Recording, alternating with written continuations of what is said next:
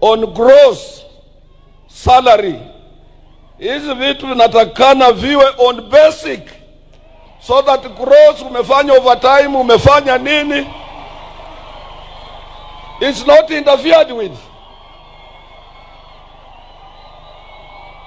And I know Your Excellency will look at that. All deductions, salary deductions, statutory deductions should be at basic, not on gross, where somebody might have toiled very hard to work on overtime and he doesn't realize something. Mwisho, Your Excellency, usitishike. Iko watu wengi wanapenda kutisha sana. Mimi nilikuwa hapa President Kenyatta akiwa president.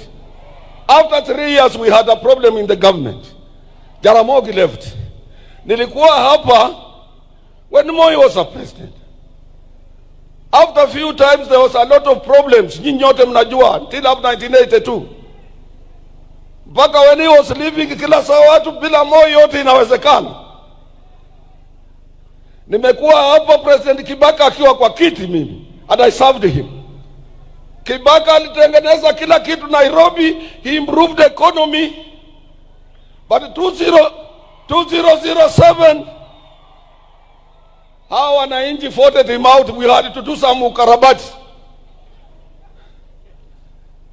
Sasa nimekuwa hapa wakati wa Uhuru. Uhuru ni rafiki yangu sana. But you could hardly see him outside the way you are outside, you are visible everywhere.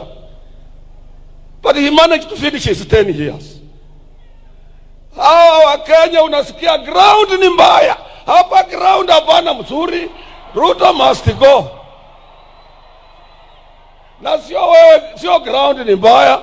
Wewe anasema ground ni mbaya, mwenyewe hana ground. Unasikia hiyo? Wacha tuwache mtu amalize kazi yake.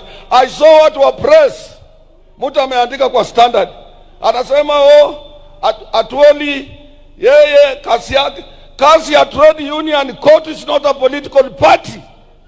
We serve the government of the day. We negotiate for our rights. Huyo kijana anataka elewe hiyo. We are not a political party. We are not aspiring to have a president. We must support the government of the day for the stability in the country, which will be extended to industrial stability. Wewe fanya kazi, kama iko makosa, we are principled. We will come out and say, hatufichi. Kama iko watu ambao ni corrupt, we will tell you and take action.